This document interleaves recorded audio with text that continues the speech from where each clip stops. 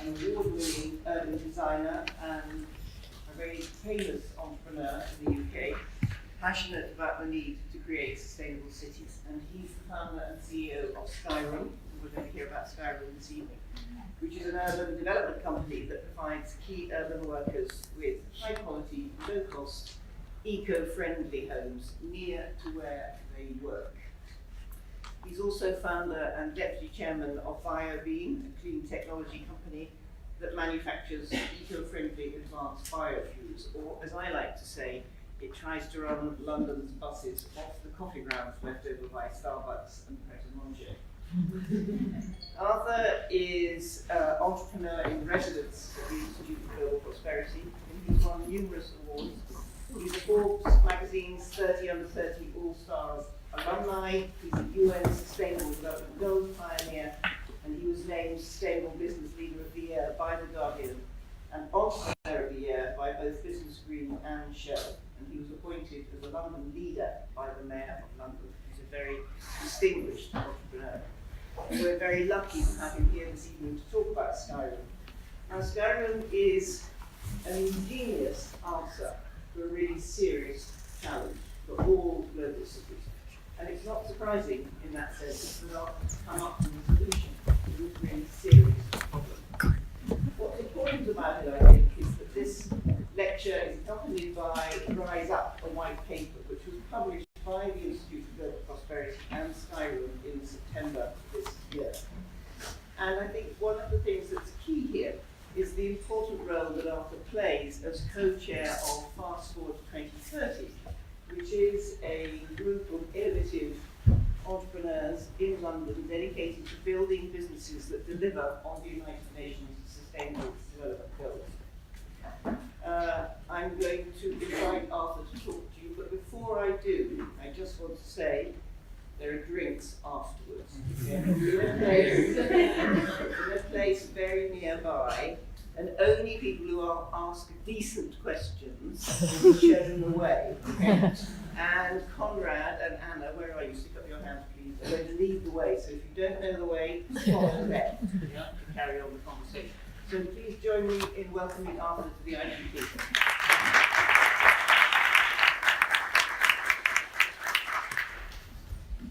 Thank you for that very generous introduction. Firstly, can everyone hear me properly? Yeah. Okay. Well, it's fantastic to see so many of you here. Thank you very much for coming. My talk today, Rise Up, and the accompanying white paper outlines why building homes for nurses, teachers, firefighters and doctors on the rooftops in inner London makes a lot of sense. My name is Arthur, and I'm the founder of Skyroom and also entrepreneur in residence here at the Institute of Global Prosperity. Before kicking off, I'd like to thank Henrietta and the fantastic team at the IGP for inviting me here to speak, also for publishing our white paper and writing the introduction to that as well. And I'm really here to share some of the ideas outlined in this with you all today. So I'd like to start by asking a question, which I think impacts all of us quite deeply, because most of us, I assume, are based in London. And we hear in the press almost every day that London has a housing crisis. And by show of hands, how many of you think that's the case? Well, that's the majority, but I'm sorry to say that you are in fact all wrong. Then how do I explain the fact that since 1990, the average cost of a home in London has increased from under £100,000 to over £500,000 today? And that's much more extreme when you get near the centre as well, where the average price of a home in central London is in fact over £1 million. Why is that? Is it the cost of the home, or is it the cost of the land upon which the home is built? The cost of actually building a home has stayed pretty static over that same period, with small fluctuations due to labour shortages and that various bits and pieces. But the cost of the land in inner London is the primary input to the end point in terms of the cost of the home, and that's translated then in terms of the high rents that we find here as well. So and this is taking a look at actually the cost of building a two-bedroom home in London, and the majority of that, as you can see, is down to the land cost, roughly 80%, but in some cases it can be over 90%, in other cases under 70%.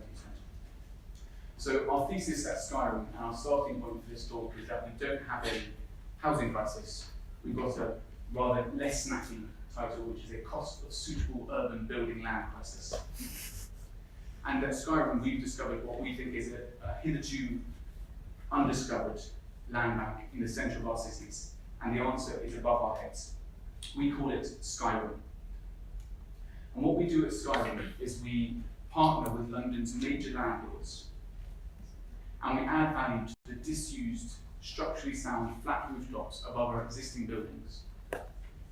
Then on that, we secure the relevant permissions to install beautiful prefabricated modular homes which are built off-site in factories, delivered to sites, and then installed onto the top of the existing buildings. And what we're really looking to do with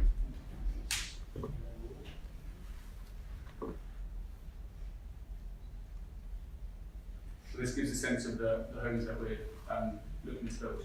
And what we're looking to do, particularly with Skyroom, is then provide them at a very low price to the end user. And we're particularly focusing on London's key urban workers, as I say, our nurses, teachers, firefighters, and doctors, the people who support our cities but often can't afford to live in them due to the very, very high cost of living. My aim for tonight is to convince you that this is a good idea and that it's also a viable idea. I'm going to cover several key questions and points through taking through this argument. I'm going to speak for just under an hour and then leave plenty of time for questions from Henrietta, but also from you guys. So please write down your questions if you've got, and look forward to the discussion afterwards as well. Before I dive into the details, I've got a few kind of vague disclaimers before we dive into it. Throughout the talk, I'm going to be using various facts and figures and also showing a number of different graphs. I'm not going to talk to you at length through the different citations for them, but they're all they're all taken from this document, which is our white paper. A version of it is available both in hard copy but also online by visiting our website, which is skyroom.london. So if there are any things you want to check or want to reference, then there's a full bibliography there. And also I'm going to be using the case study throughout this of London, which is for a few different reasons. Firstly, it's the city that I grew up in and know very well, and also it's just a good case study as a major global city where a number of these challenges and the opportunity we spotted exist. But I think a big takeaway that I'd like you all to have from this is that this is an opportunity, and also the challenges that I'm going to outline address in most regional cities in the UK and in many, many cities globally. So I'm using London as a case study, but that's not to say that these ideas and opportunities and challenges couldn't be applied elsewhere in different contexts.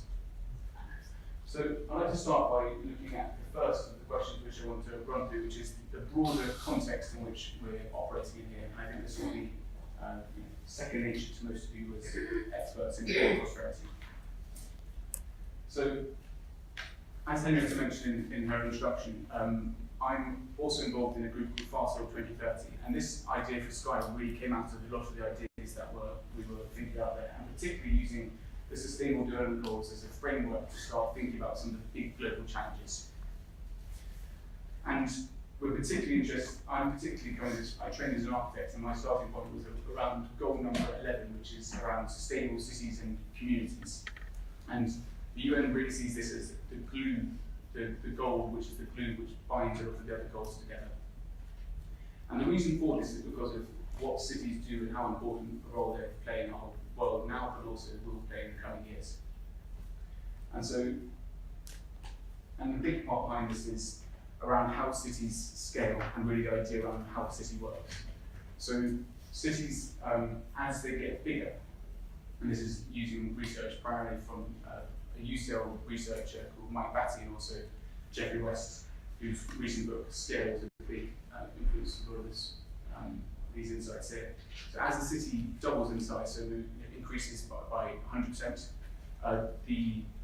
it scales superlinearly, so it becomes 115% more wealthy, more innovative, measured by patents, higher GDP, and also at the same time it becomes more unequal and also increases crime rates. So that superlinear scaling effect, where it gets compounded over time and doubling of city's scale, mean that it becomes very, very kind of disproportionate in terms of other non-urban areas. And the second element of scaling, the way in which cities scale is that not only is there the superlinear scaling effect of cities as they get bigger, also there's a saving in terms of infrastructure costs. And so as a city doubles in size, again, at 100%, it will require 85% of the infrastructure in order to harness that same, to deliver on that same population. So if you look at, for example, number of petrol stations per capita, or the gas pipelines, length of gas pipelines per capita, or length of highways per capita, these will, when you double the size of a city, you only have to increase those by roughly 85%. And therefore, both this combination of superlinear scaling effects in terms of the impact of number of elements and also the sublinear scaling effect in terms of saving means that you can quite quickly see how over vast periods of time and also in terms of scale it becomes hugely disproportionate and means that cities become incredibly prosperous and exciting places to be. And this is kind of like a simplistic version of that. So the larger the city, the more innovative and wealthy it gets, which makes it a much more attractive place to come and live and do business, which makes it larger and often denser as well. And then the process continues, and that kind of compounding effect is what we're increasingly seeing going forward.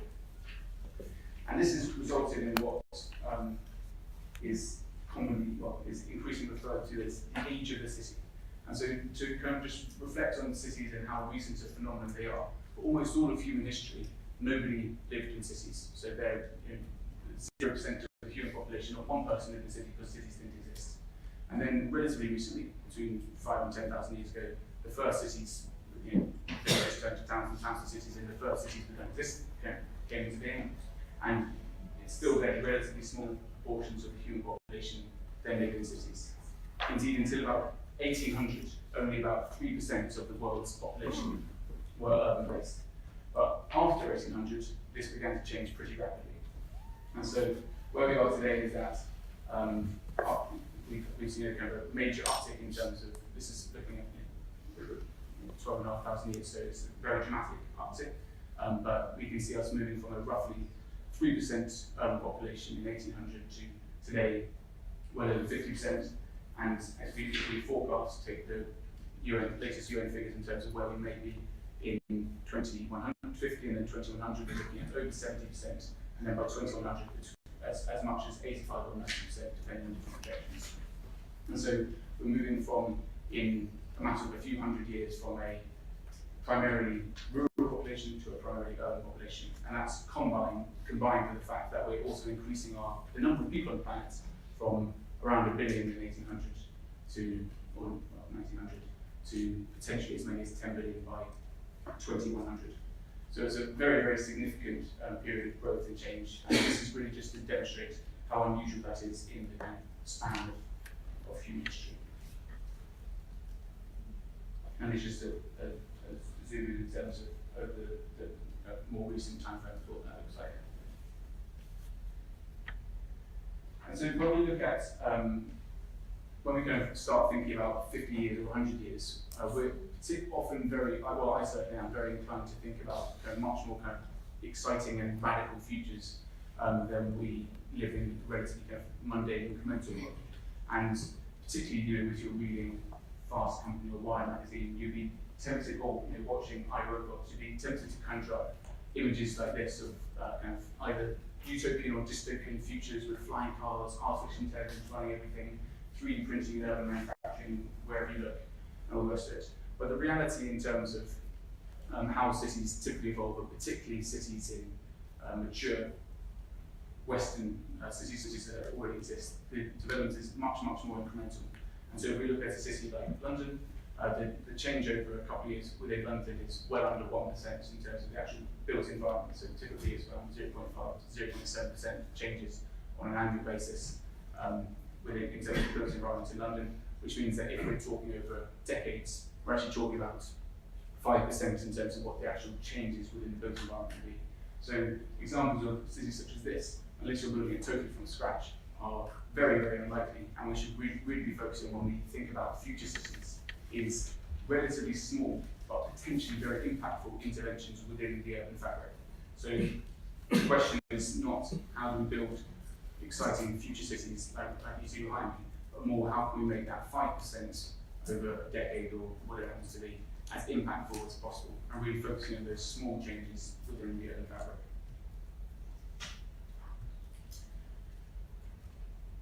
And so the question we were asking ourselves again as we set up Skyroom was not how do we build vast skyscrapers and build cities from scratch, which is almost always unsuccessful and very, very challenging and expensive to do. But the question we asked ourselves was how can we make that relatively small percentage as impactful as possible, so as we can make the biggest possible impact on the UN Sustainable Development Goals, and really take those viewpoints of how we can use the city as the glue which binds all of these other goals together. And our starting point for this was around housing, and particularly again housing here in the UK, because that's and especially in London. And starting from the points of how important the home is within our society. So not only is it a big part of our built environment and urban fabric, but also it's for most of us a physical and psychological refuge, and also for almost all of us that will be the most expensive thing that we do in our lifetime is either buy a home, or the majority of our income is typically spent towards renting a home. So it's a huge economic cost, but also acts as a potentially appreciating asset, and also a physical and psychological refuge. So it's a very important part in terms of our society. And in terms of what we need to do globally, is we need to build over 1 billion new homes by 2030. So it's a huge number of new homes need to be built in a relatively short period of time. Obviously, most of these do not need to be built in the UK. We're talking primarily in terms of the global south, but a huge number of homes need to be built, and that really brings into question the cost of those homes, the quality of those homes, the location of those homes, the environmental impact of those homes, and the inhabitants of those homes. And so when we think about 1 billion homes, I can't even begin to conceive what that looks like and how we go about building those, but homes with building homes certainly fail on most functions of that. And although we don't often hear it in our press here, because everyone likes to bash the government, and particularly when it comes to house building, we're actually pretty good at it in the scheme of things globally. I mean, our government has even acknowledged that we need to build, in their words, many more homes, or the type people want to live in, and also the places in which they want to live, which I think to most of us sounds like a blinding obvious, but this is kind of really progressive thinking from a kind of a government for this kind of stuff. And at Skyroom, we think that's kind of taken for granted, and we want to go further. And again, these are probably not radical steps for most of you, but in this market, it seems pretty out there. And so, firstly, we want to find homes that minimise the impact on the environment of the key urban workers who we believe need the most, and then also at the prices that they can afford to pay for this. And again, this is the figures from the Homes and Communities Agencies from 2017, and this is just to show this is the number of affordable home completions last year. So it's not vast numbers. This is in all of London. So we're talking thousands of homes that are deemed affordable rather than tens of thousands or anything beyond that. So it's relatively small numbers that we're delivering along these lines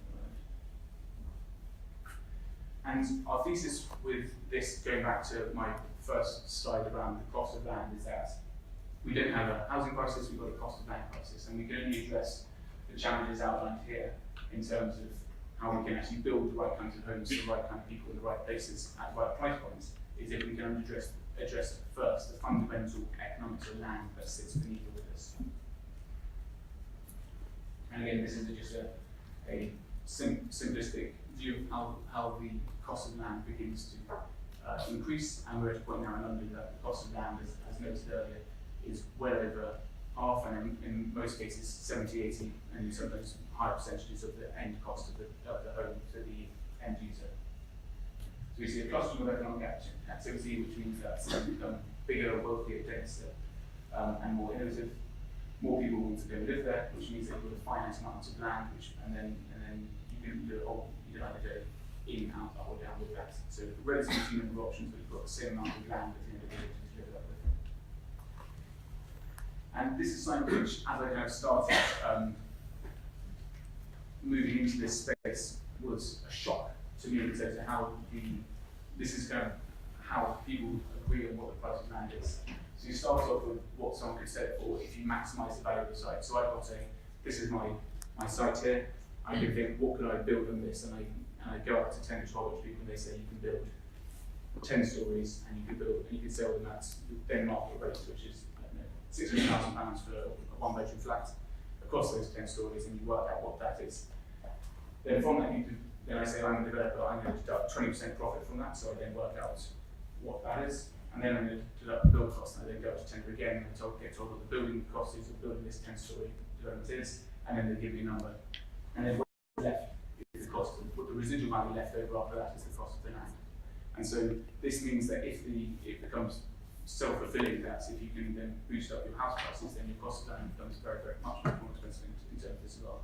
So it's probably the only industry that I'm certainly on the ground with, which is that you calculate your economics not from bottom up but from top down. So you start with what's the maximum price an end user could pay for it, and then you work out at the back end what the cost of land is, which when you compare it to, I say, any other business I've come across is totally backwards. And then this just reminds us in terms of how that equates in that, because the land is the land. It hasn't changed over the last 30 years, let alone the last 300 years. And yes, we're seeing that massive increase in terms of the cost of land in terms of this. And that's just for illustrating how that actually works. And so the question we ask ourselves then is, how can we stay in the places people want to live? Because we don't have a housing crisis in rural Wales, because you can buy a house in rural Wales relatively cheaply, but that's not a place in which loads and loads of people want to live. Lots of people do want to live, however, in somewhere like inner London. And so the question is, how can we reduce the cost of suitable urban building land, but stay in the central cities where the demand is most acute?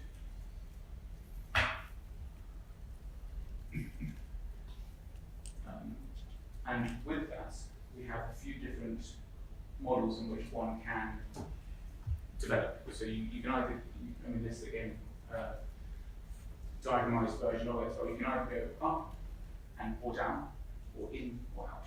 And that's it, basically. And so this is just a way in terms of how we can map the ways in which one could develop.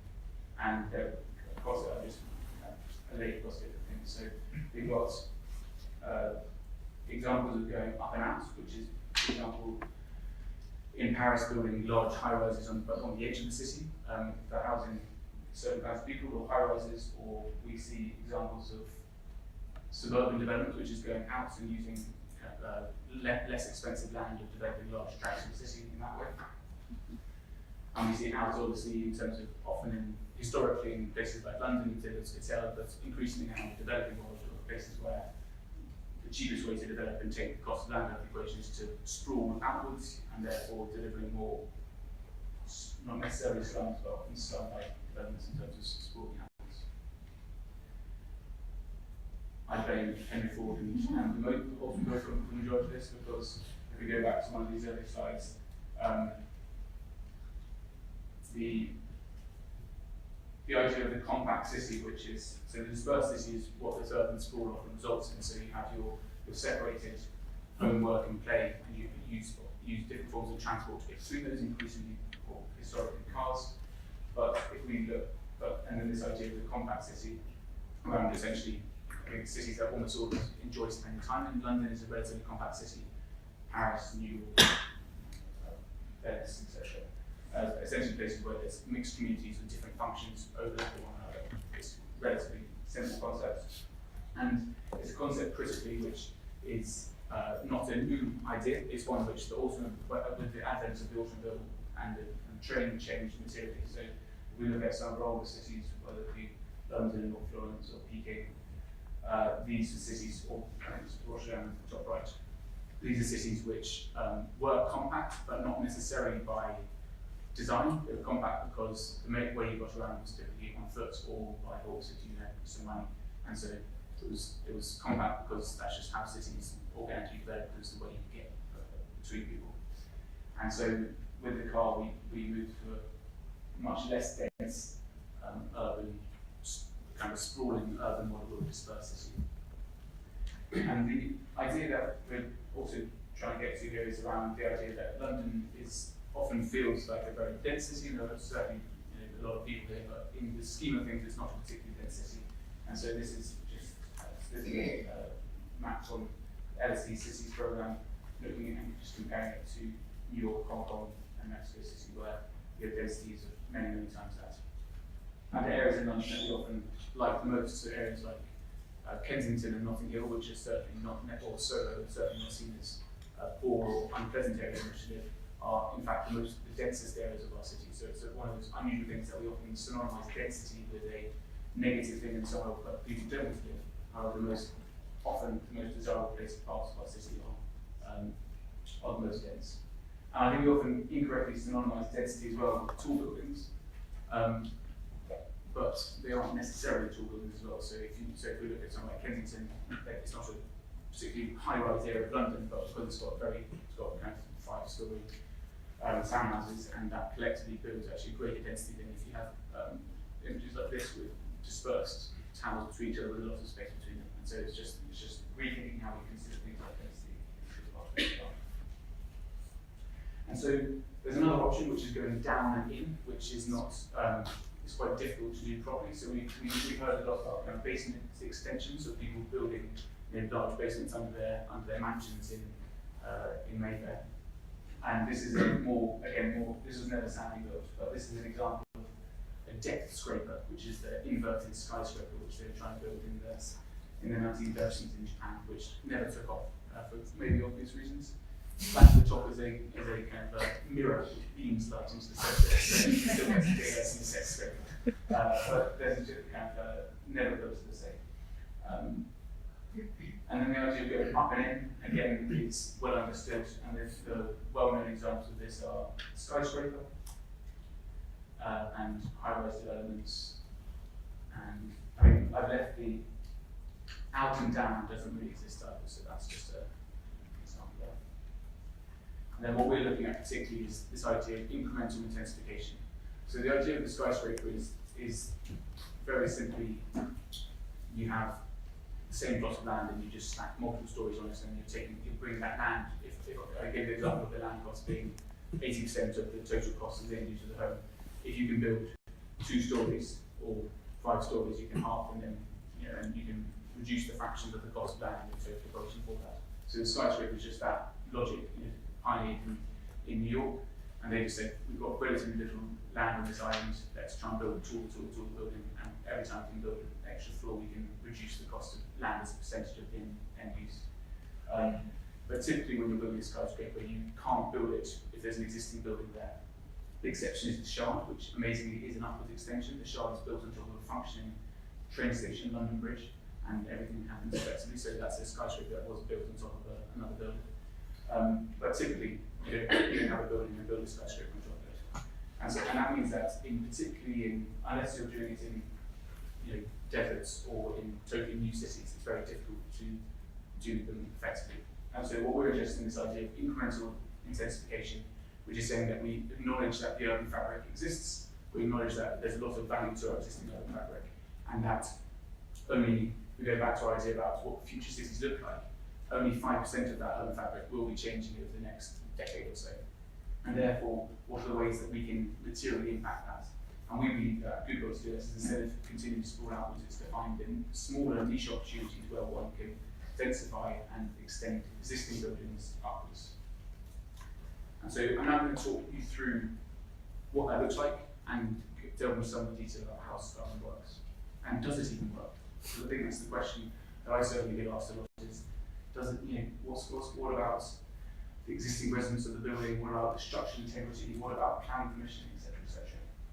And so starting off with the getting the boring part out of the way in terms of the planning permission, again, you'll be shocked to hear that the government is ahead of the game with this also. So they've, in their 2017 white paper and also in their recent national planning policy framework, actually looking to encourage upwards extensions in London on top of existing buildings.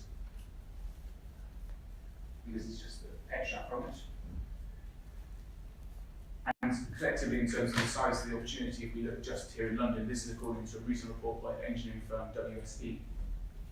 London has the opportunity to build, if we were to build on top of London's existing buildings to build about 630,000 new homes in London alone.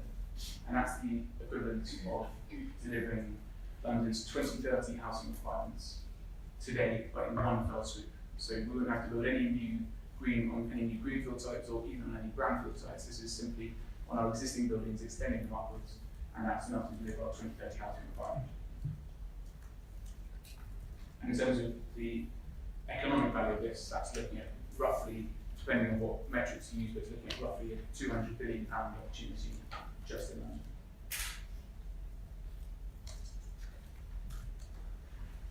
This is actually how we do it. So a big part of this is trying to find buildings that would be suitable for an upwards extension. So the first thing we do is we develop a geospatial, this is actually the wrong video, so this is the geospatial mapping software which we use to identify suitable rooftop sites. So this is near where I live in Suffolk. We're going along Snowfield Street and so looking at potential buildings that have the kind of things that you kind of expect to find. So things like, does it have a flat rooftop? Is it structurally sound for an upwards extension? Who are the existing residents and are they going to allow people to build their rooftops? Is this in an area which is already at peak density? So these are some of the questions that the technology picks up. But this is the video I wanted to show you.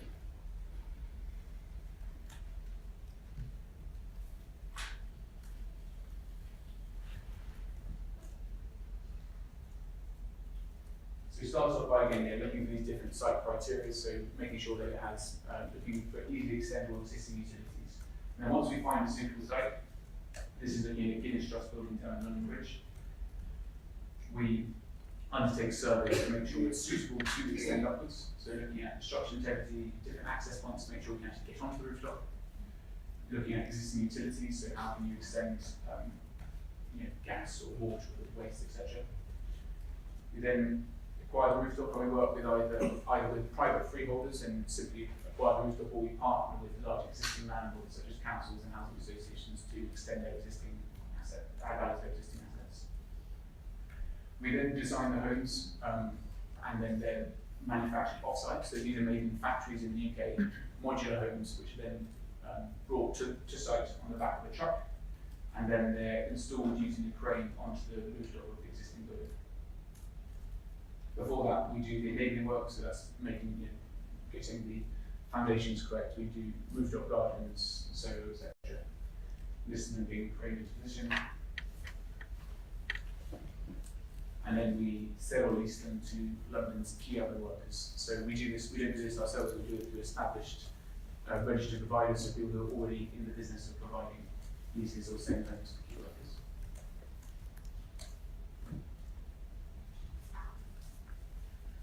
And the most amazing thing about this, because a huge part of it is making sure that this is acceptable for a building's existing residents. And not just acceptable, but also has tangible benefits for the building's existing residents. And so a big part of this is that minimising disruption on site. So these can be delivered, because they're built off site, can be delivered and installed in site within a single day. So there's hardly any disruption for existing residents, rather than a typical building project which might take 2 years if we're going to build this in a traditional fashion.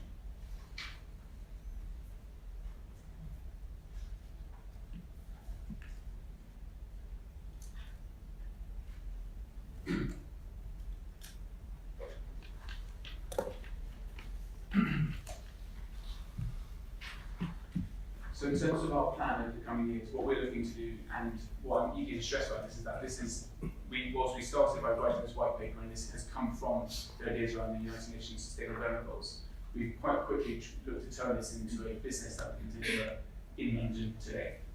And so I'm eager to stress here that whilst it has come from an academic idea, this is a business that we're now looking to execute on in the coming years. And so in terms of the plan about how actually we go about delivering that, our first phase, which we're just embarking upon at the moment, is to build our first 15 to 20 Skyroom homes in inner London. They're going to be built on 3 rooftops and then sold or leased to key workers as a proof of concept, basically, to show that we can do it. And then the second phase is for us to form partnerships with London's major landlords, particularly looking at councils and housing associations, to unlock the vast amounts of currently disused airspace of their existing buildings. And as part of that, we're looking to deliver 10,000 homes in inner London over the coming decade. And if we can effectively deliver 10,000 homes, this will provide incredible and like beautiful, very, very high quality homes for key workers, but staying in the central cities. And this would roughly equate to 15,000 homes, nurses, teachers and firefighters who currently suffer from very, very expensive housing and very long commutes as part of that. And as our homes are eco-friendly as well, this will result in a CO2 saving of around 15 million tonnes in CO2, which is equivalent to taking 2.9 million vehicles off the road in London for a year, which is all of London's buses, cars, trucks, in all the Greater London area gone for a year, if we can deliver our 10,000 homes. So the question I often get asked, and the final point I will cover before I conclude, is around why key urban workers, which is a question which I get asked a lot, and also a question around, even by some of our investors, I get told when they see the homes or the mock-ups and whatnot, they say these are far too nice for key workers. I didn't live there. It's always a depressing reality check in terms of your investors. But the reason is partly in terms of what we aspire to as a company, but also there's an economic and commercial rationale behind it also. So in terms of the benefits, and as I particularly delve into the benefits of key workers, we're looking at trying to tackle, and the solution really came out of, I say, fast forward 2030, and looking at from the SDGs perspective, and looking at how we can tackle it from an environmental and social perspective, but also not forgetting the economic part of it also. So trying to, we aspire to fall within this category of delivering environmental benefits, social benefits, and economic benefits. We haven't built any Skyroom homes yet, so we can't yet say with confidence that we are there, but in a few years' time, we'll be able to have some metrics as to behind this, and you can be the judge whether we do our job properly. So in terms of key workers, as I say, often the line we're given is that these are far too nice for key workers. And the real thesis and the mission behind what we're trying to do at Skyroom is trying to ensure that people who support our cities can afford to live in them. And which is, again, it's kind of feels fair, and it's kind of blindingly obvious, but also it's too often not the case. And in terms of urban equality, London has increasingly become a city of the haves and have-not. But this is, as you can see from the Plato quotes on the right there, this is by no means a new phenomenon. And there's always equality within cities, but back to what we were talking about earlier in terms of the way that cities scale superlatively, the inequality within cities, depressingly actually, is correlated to the size of the city. So the bigger the city gets, the more unequal it gets as well.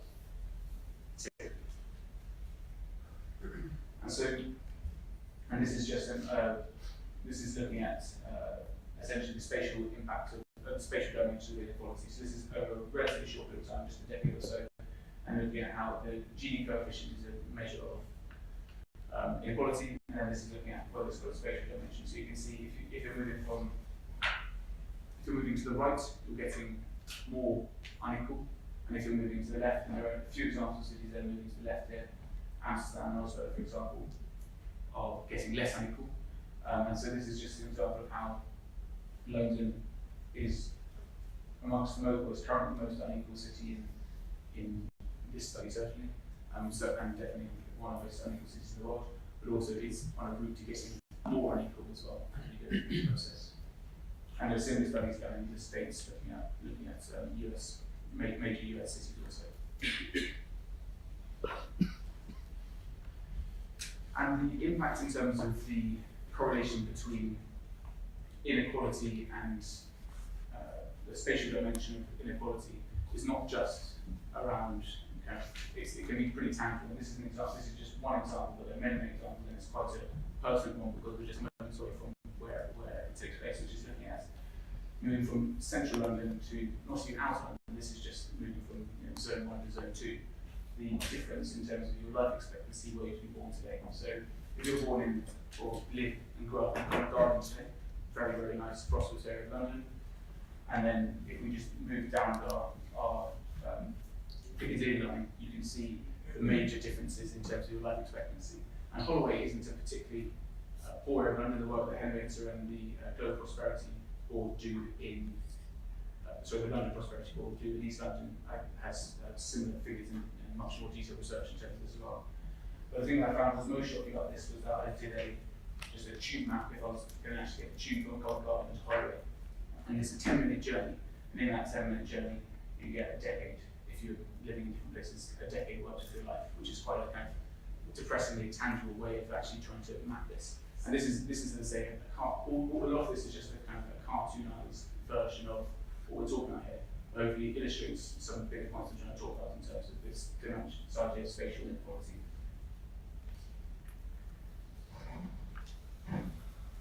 So when we look at key workers, they often have relatively low, they're not often the worst paid cities, but have pretty poor incomes, but also they're people who have to live in cities in order for them to function effectively. So our first point in terms of why we should be providing high quality, low cost housing for key workers is the essential need for them to be there. The second reason is that the core concept of Skyroom is that these are going to be buildings on top of existing buildings. And so it's critical that these are people who are respected and trusted within society. So if you're going to have new neighbours, and everyone is always a bit nervous about new neighbours, whoever you are, we're thinking that our highest chance of success of delivering this effectively at scale is by housing people who are the most trusted and respected within society. And so this is just a survey looking at how trust it works across our different professions. And so if you look here, the ones highlighted in black are key owner worker professions, so nurses, doctors, teachers, and police, and judges, technically as well. And you can see right there often we have our politicians, our state agents, our bankers.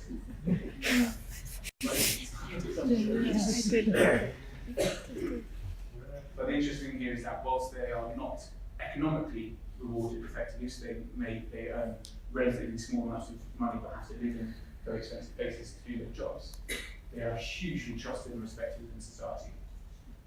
The second thing which I thought was actually more unusual was that this is looking at 15-year-olds.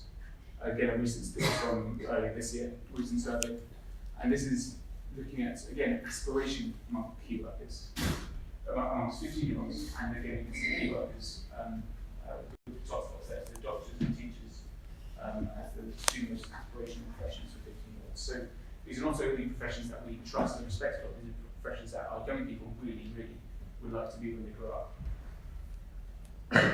And this, again, is a reason in terms of our the thesis of us being able to deliver more effectively in our business plan, is that if we can house the right kinds of people on top of these buildings, that we'll be able to effectively deliver what we're trying to do. And the piece in terms of the key workers are suffering particularly at the moment from two main factors in terms of their collective quality of life. And the first is a deficit of lack of money, and then the second is a lack of time. And both these are driven primarily by housing. Our thesis is driven by housing.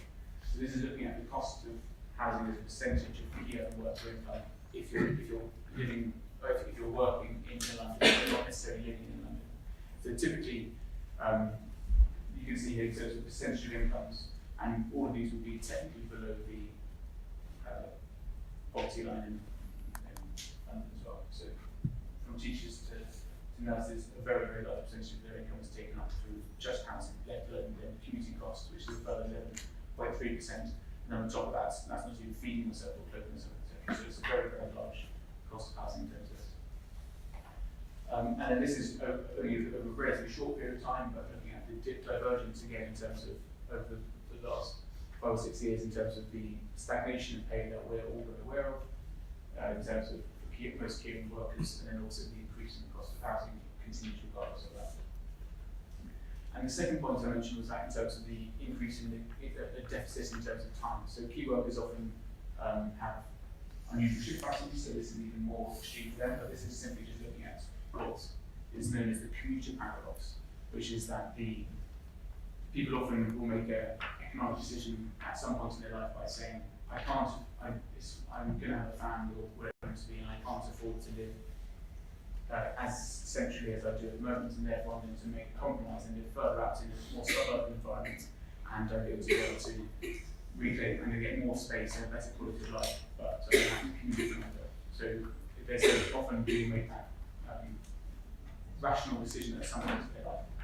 And this is some research done by the University of Zurich, looking at the correlation between commuting time and life satisfaction as subjectively reported by them.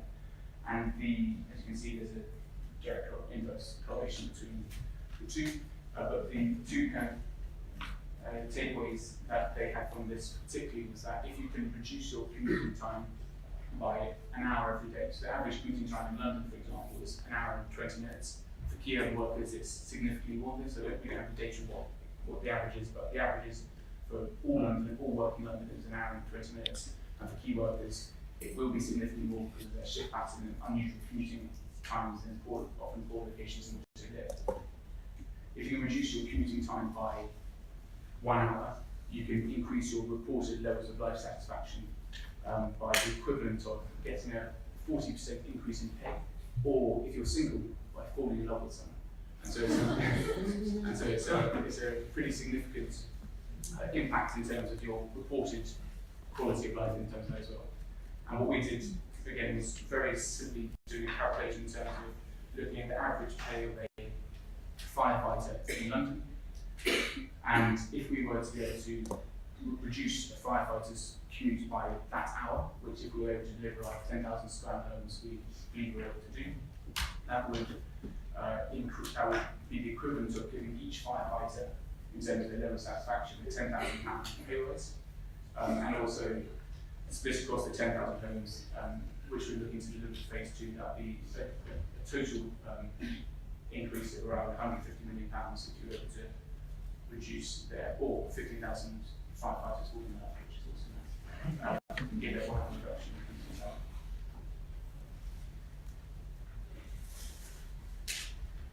So, in conclusion, I hope that I've convinced you that building homes for key urban workers on London's rooftops makes a lot of sense. At the start, I said that London and cities like it around the world do not have a housing crisis, but they do have a cost of suitable urban building land crisis.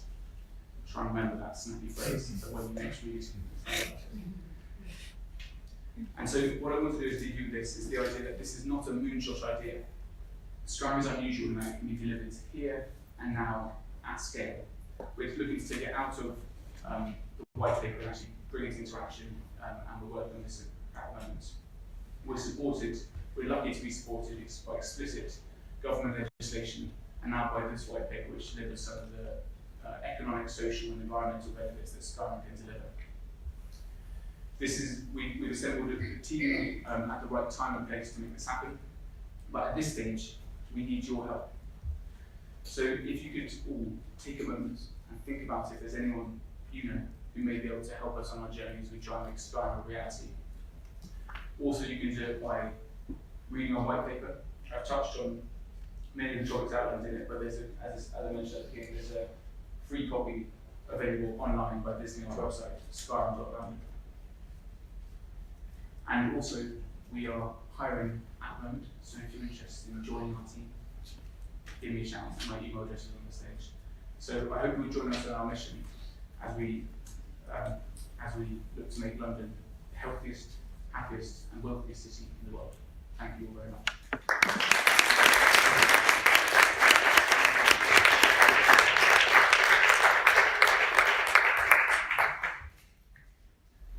Well, thank you, Arthur, for a fantastic talk and beautiful visuals as well, as we expect from someone who trains an architect in the department. So, it's also, and a brilliant idea from a UCL alumnus. So one of the things that I think we should talk a little bit more about is lack of imagination. So here we have a really innovative idea, which is extremely simple. It didn't require any kind of really, really clever number crunching or any kind of really excavating through lots and lots of material. It just required a really good idea. And very often we think about what business does in relation to committing to ideas of social good and delivering on social and environmental principles. But it's very rare that we actually think about businesses that try to deliver on issues to do with inequality. And of course, inequality is the major challenge for global prosperity that the IGP works on in London. And I think what do you feel as a business leader about whether or not business should be committing beyond the normal run of, yes, we should deliver on environment, yes, we should deliver on social, yes, we should deliver on economic, to really tackling some of these major issues around global prosperity. Yeah, great question. I mean, my personal view of this and the thesis that we often work to at Fast Forward 2030 is around how they aren't necessarily one or t'other. And so often, particularly in the business world, people see doing good things environmentally or good things socially, they see that as a tax or a optional CSR cost.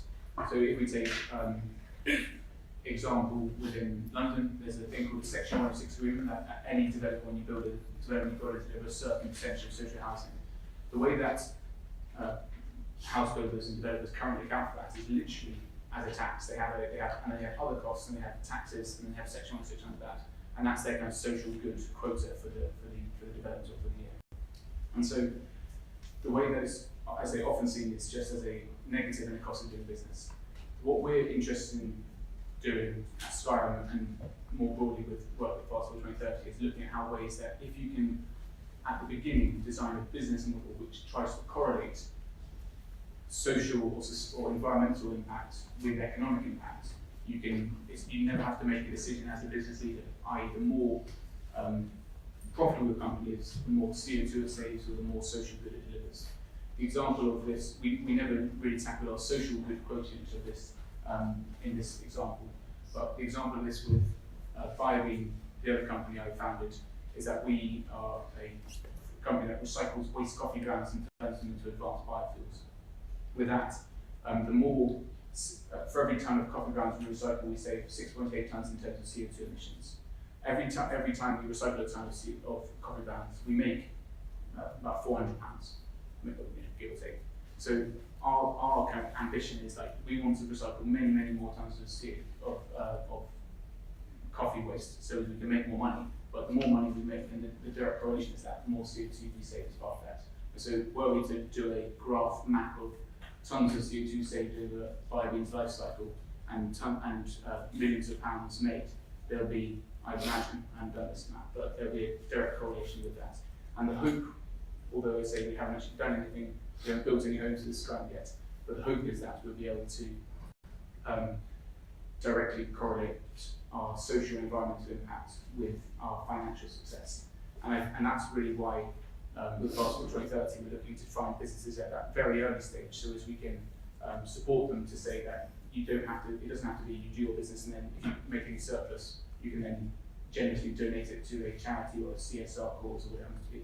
But can you find ways at the beginning to design a business model which the more profitable it is, the more socially and environmentally impactful it is the plan. It's the plan, yes. Very good plan too. I'm very much in favour of it. But it begins, I think, with this idea that you're adding value. So this is what a business does. It creates value, it adds value. But every time you add that value, you have to have a principle, if you like, that's directing it. And that principle, I think, in terms of the work that we do at Fast Forward 2030, is about sustainable prosperity. So the basic underlying principle is you have to improve the quality of people's lives.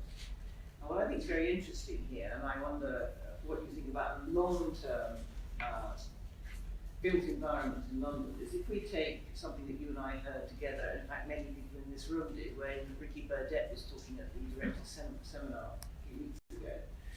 And he said that for the infrastructure needed for India for 2050, 75% of it is not yet built. Right?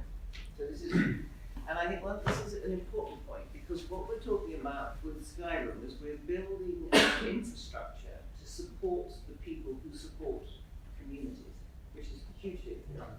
So as we build a physical infrastructure, what we're basically also doing is building an infrastructure of care.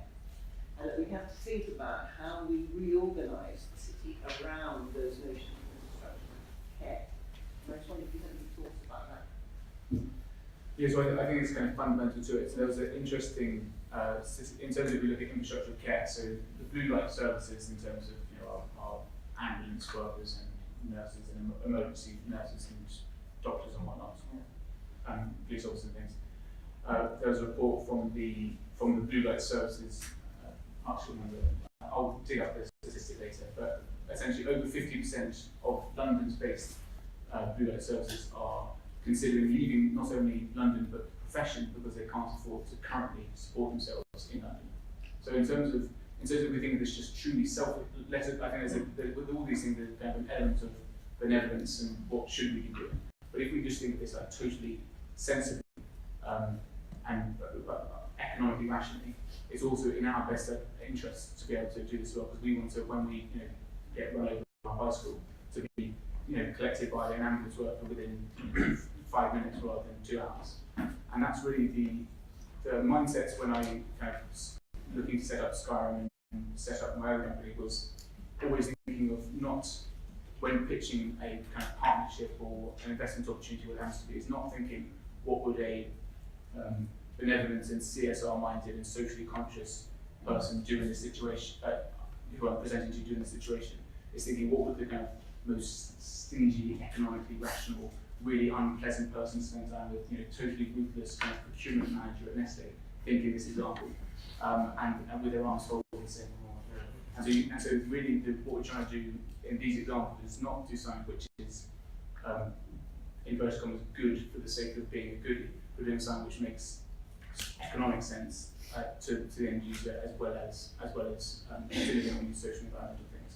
And where so often I see projects falling down, and where we've made mistakes in the past, is when we go in assuming the benevolence on the side of the person we're presenting to and forgetting that kind of underlying economic rationale for it. But I think what's really interesting here as well is that if we think about what the headlines are in the newspaper almost every day of the week in the UK, it says, we can't afford the NHS, we can't afford the police, we can't afford care for the elderly. In fact, we can't afford anything except making lots of profits and things that go through the matter.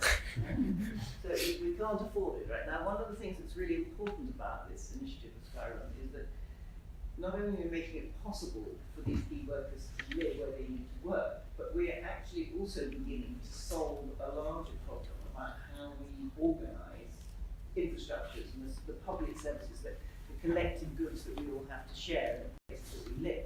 Because actually what we're doing is potentially reducing, first of all, flight from those professions due to lack of support, but also, in a way, potentially cutting the costs of the NHS or any of these other services. Because part of the cost is indeed the provision of support for the work. Yeah, absolutely, and that's really kind of underpinning all of it, and that's they're not currently. If you can find a way to I gave the figure of increasing the fireman's equivalent of increasing the fireman's salary by £10,000. I'm not saying that you shouldn't also increase the fireman's actual salary by £10,000, but if you can find ways to materially improve people's quality of life while staying in those professions, you can increase their quality of life, make them. And there's tons and tons of studies about if you're happier and well rested, and all these things, that you perform better at work and are more efficient in all these different bits and pieces. So there's a kind of a systematic improvement as well, and that's really why the title of the talk and the white paper is Rise Up, because the idea is that we want to try and not only the pun is rise up and put homes on rooftops, but also we want to try and give these key young workers the profession that they deserve in society, which actually we all agree with in terms of all the surveys that we put them right to the top, but in terms of economically they're not appreciated similarly. So we want to give them the best places to live in the city, penthouses, which they can celebrate and have, and which anyone would love to have, even our investors who say far too nice for them, and say that actually these are people who should be celebrating and